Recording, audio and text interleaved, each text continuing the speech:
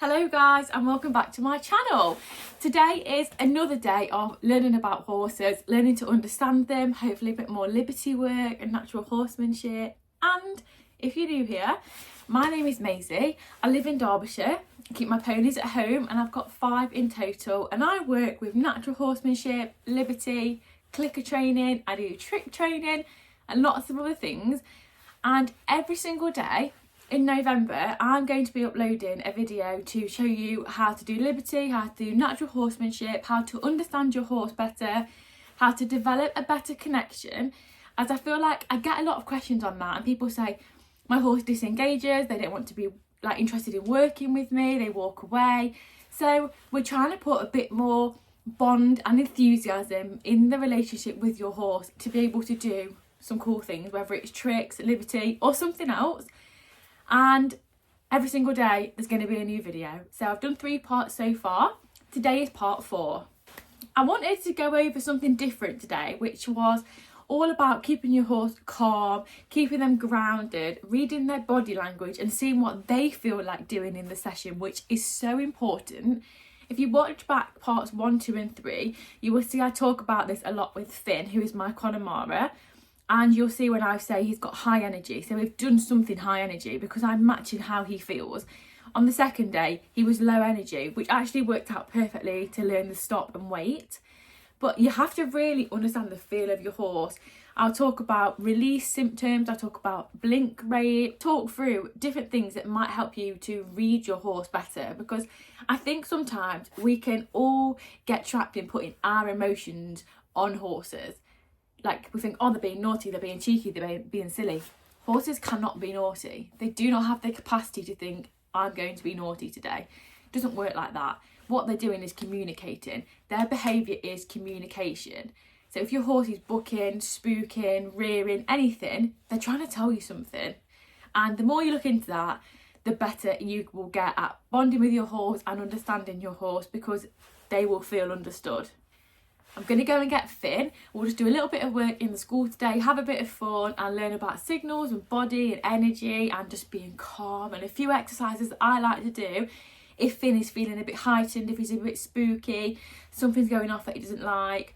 There's a few things I do just to bring him back down to earth and try and get the attention back on me. So we'll cover that today, and hopefully it will help you guys bond with your horse when they realise that you are taking them to a safe space. You can be the person to say, actually, you're going to be fine. And it really lets them trust in you and your decision making, which is so important when you're in a partnership with a horse. So let's go and get Finny. Hopefully he's clean. I have a feeling he won't be. I am going to brush him, but if he looks a bit yellow, forgive me. I'll bath him one day, not in the winter. So let's grab him and I'll see you in the school. All the gang. Naughty, fence is broken, he's pushing his way through it. Finny boy, Finny boy. Oh, look at the state of him. Of course. You're right, my boy. Hey. Oh, hi. You are beautiful, aren't you? Give everyone a kiss. Mwah. Lovely. Lovely. Honestly, you just want to get something done and then this happens. I've just broke my electric fencing, pushing the fence in. They're just meant to stop them pushing the fence in, and it hasn't stopped them, clearly. Oh, I give up. Let me go and fix this. He was just itching. Oh, are we excited? That was lovely. Hey, I didn't ask for that, which makes that quite rude, actually. You can be excited, though. I'm excited to work with you as well. That's lovely. Thank you. God, this is honestly gross. I have actually brushed his neck as well at that. Oh God, you're just so scruffy, aren't you? Honestly, you just have to ignore the state of him in winter. Excuse me, stand, good boy. So there are a lot of factors that come into play when it's about your horse being calm, how they feel. Blink rate is a big one, yawning and blowing out of their nose. People always say that they're sneezing. They're not. They're blowing because they're regulating how they feel. You will start to notice it now I've mentioned it. If there's something that scares your horse and makes them jump and like a dog barks at them, they're out hacking, they spook, they will often then blow out of their nose. And this is a way of regulating. This is them saying, that was scary, but I'm trying to process it. I'm trying to process what happened. Blink rate is another one. So if you look, if the blink rate increases, again, it's then regulating and yawning. It's not always just a yawn. Often if something is stressful or they've done a, you know, like say a young horse, for example, is to canter around for the first time, they then might give a yawn because they're regulating how stressful that little section of time was to them. So just keep an eye out for these things and really start to read and understand. Finn, he's being very annoying. Keep an eye out for these things and really start to understand your horse and what they're sort of going through and what they're processing, what they find stressful, what they don't find stressful. And you want your horse to do these things. You want them to blow out their nose, you want them to yawn, you want them to regulate what was going on. If they're not, they become a coiled spring, and then you get big explosions of like rearing, bucking, and big explosions, like big events of something that didn't need to be that big. So definitely watch out for it and sort of manage it and see, let your horse have the yawn, let them blow out, give them a minute, let them process what was going on. Finn is so fed up because I've done too much talking, so we'll get on with what we're going to do today. I like to get the end of my whip, and this might seem weird, but you can run it over their whole body, tap their feet, and yeah. And it really helps them get a sense of grounding. So sometimes if you've got a young horse and they might be a bit heightened in these situations, take them in the school and run their whip all over their body. Give their feet a good tap and really let them like feel where their body is. Vinny.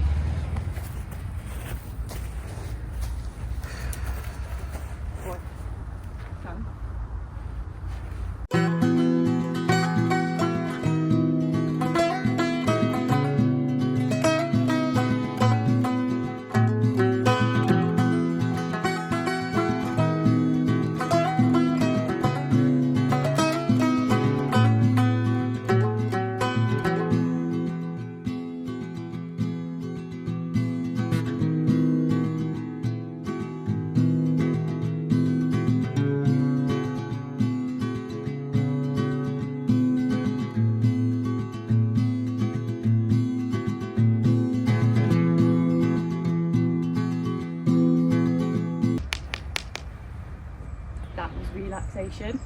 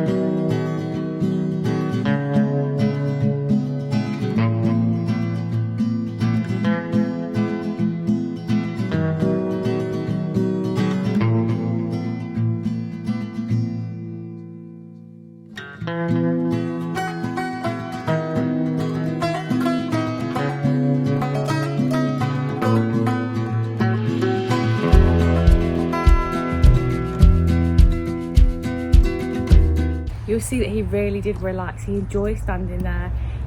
There is an actual way of doing this. Like I know a certain type of trainers does it, and I think it might be like the German Olympics team do it as well.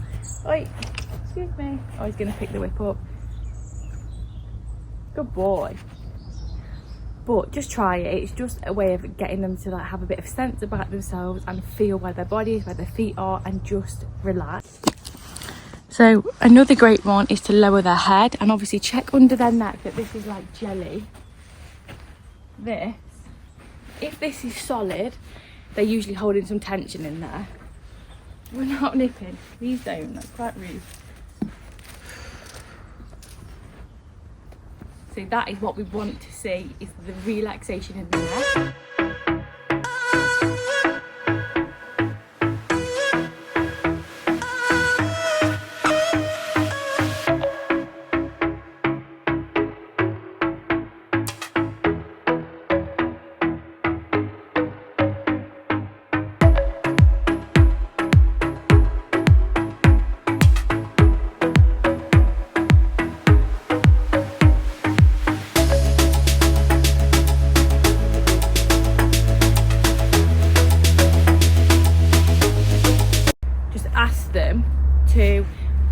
obviously just gently lower their head.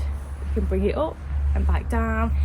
Use your breath work, so sign that we need low or no energy, and just practice it for a couple of minutes every session. It doesn't have to be too intense. If you don't get it straight away, don't worry. It's quite a big thing for a horse to want to lower their head. This is release. Good boy.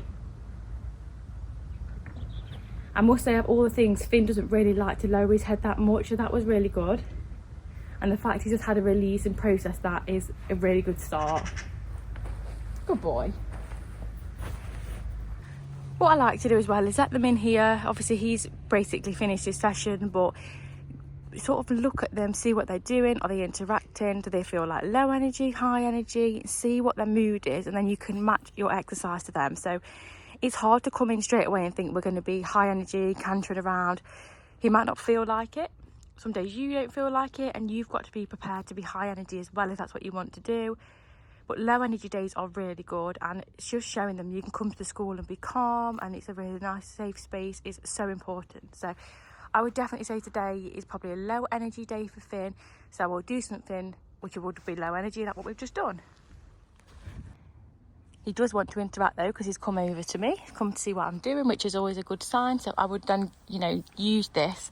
I'm not going to make him do any more because he's already done a little bit of a session today, but I mean, we might have a little walk around. Who am I kidding? We might have a little play, but it feels good.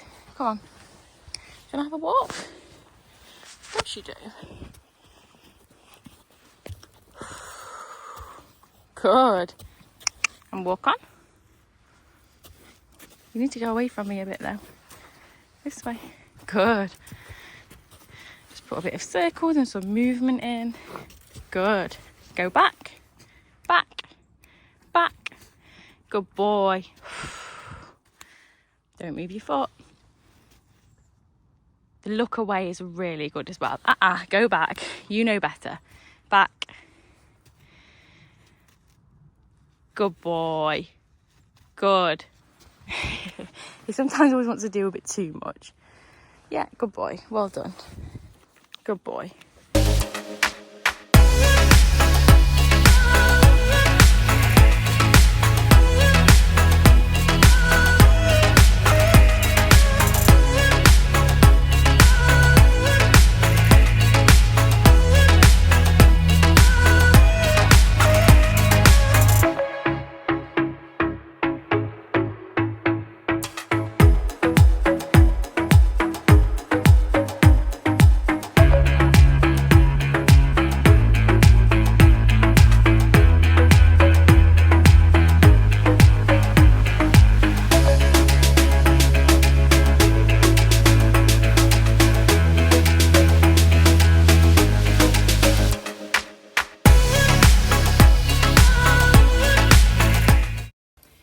That is it for today's session. I hope you find it useful. I can implement it into your schooling or your groundwork sessions.